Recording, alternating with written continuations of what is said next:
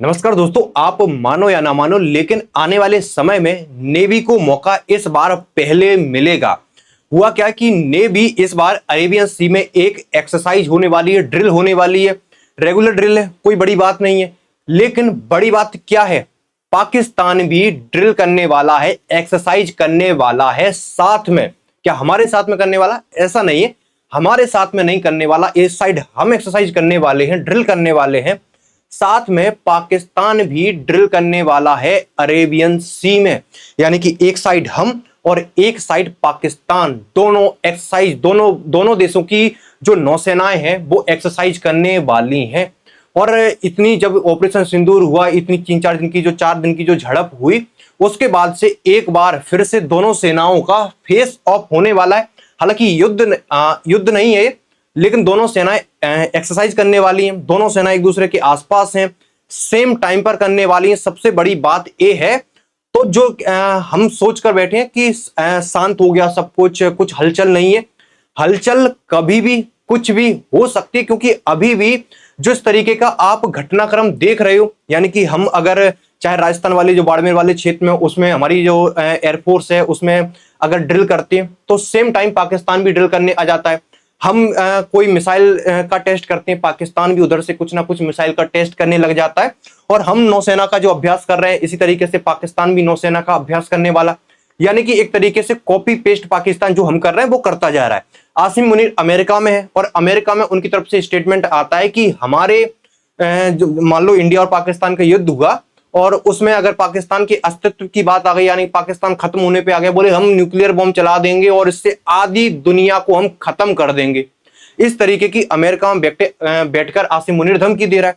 तो इससे आप जब पूरे तार जोड़ोगे तो शांति, आप कहोगे शांति की बात एक अलग होती है, लेकिन जो हलचल मची हुई है, बैकग्राउंड में क्या कुछ चल रहा है, वो बिल्कुल भी शांत होते हुए आपको नहीं दिखेगा। यहां पर अरेबियन सी में इंडिया और पाकिस्तान दोनों देशों की नेवीज जो समुद्र है उसमें उतर चुकी हैं, एक्सरसाइज चल रही है दोनों देशों की एट द सेम टाइम पर ये सब हो रहा है। और उसके बाद आपको पता ही है कि इंडियन नेवी को पिछली बार मौका नहीं मिला था।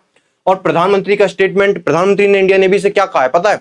इंडियन नेवी से कहा है कि हमने आपके मुंह से निवाला छीन लिया, आपको मौका मिलेगा। इस तरीके का स्टेटमेंट प्रधानमंत्री ने इंडियन नेवी के लिए दिया है कि आने वाले समय में आपको मौका मिलेगा और ऐसा ही कुछ जरूर होगा। अगर आप पूरी सिचुएशन जो घटनाक्रम है उसमें देखोगे तो ऑपरेशन सिंदूर जो कि स्थगित है नहीं, यहां पर दोनों देशों सेपरेट नेवल ड्रिल्स करने वाले हैं, इंडिया और पाकिस्तान जो अरेबियन सी है उसमें। और दोनों देशों के द्वारा नोटम जारी कर दिया गया, यानी कि उस क्षेत्र में ना ही कोई प्लेन जाए, वो कमर्शियल शिप हो, एक किसी भी प्रकार की कोई अनुमति नहीं है। वहां पर दोनों देशों की सेनाएं एक्सरसाइज करने वाली हैं। और इस तरीके से जो भारतीय नौसेना है 11 और 12 अगस्त को अरब सागर में अभ्यास करेंगे, और इसी तरीके से पाकिस्तान भी जो अपने साइड है उस साइड नौसेना अभ्यास करेगा। और प्रधानमंत्री का वो स्टेटमेंट कि हमने आपके मुंह से निवाला छीन लिया, अगली बार आपको मौका मिलेगा, ये बड़ा स्टेटमेंट हो जाता है।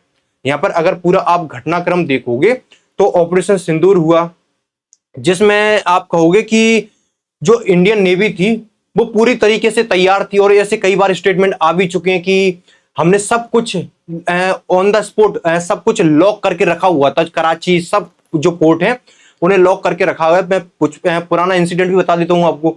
उसमें हुआ क्या कि जब अरेबियन सी में जो पहलगाम अटैक हुआ, उसके बाद से अरेबियन सी में अपनी इंडियन जो नेवी है उसने कुछ इस तरीके से पूरे अरेबियन सी में एक तरफा अपना कब्जा जमा लिया। और पाकिस्तान के जो युद्धपोत हैं, वॉरशिप हैं, वो अपने हार्बर से बाहर ही नहीं निकले।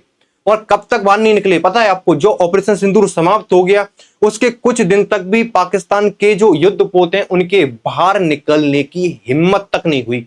और उसके कुछ दिन बाद जब शांत हो गया तो पाकिस्तान ने अपना एक प्लेन भेजा था जो जासूसी करने के लिए कि भारत के आईएनएस विक्रांत की क्या उपस्थिति है, कौन कहां पर उपस्थित है, उनकी पूरी जांच पड़ताल करने के लिए। और तुरंत उसके बाद अपना मिग 29 उड़ता है और उसके जहाज के सामने, जो पाकिस्तान का जासूस जहाज था उसके सामने आ जाता है। बताया जाता है कि 100 मीटर की दोनों के बीच डिस्टेंस थी।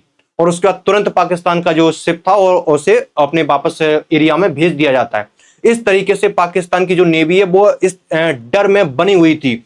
अगर आप देखोगे जो नोटम जारी किया यहां पर हमने 11 अगस्त, और आप देखोगे समय यहां पर दिया गया है पाकिस्तान ऑलरेडी 4 बजे से इनकी एक्सरसाइज शुरू हो गई है और 12 तारीख तक इनकी 3 बजे तक ये एक्सरसाइज करने वाली है। एक तरफ पाकिस्तान करने वाला, एक तरफ हम करने वाले हैं और इसमें आप मिसाइल टेस्ट भी देखोगे, यानी बहुत मतलब पूरी बोर्ड एक्सरसाइज जैसे होती है उस तरीके से यहाँ होने वाला है। और कहीं जब आप कहोगे कि जब एक्सरसाइज करने देश उतरते हैं और अक्सर आप देखोगे तो युद्ध भी इसी तरीके से शुरू हो जाते हैं।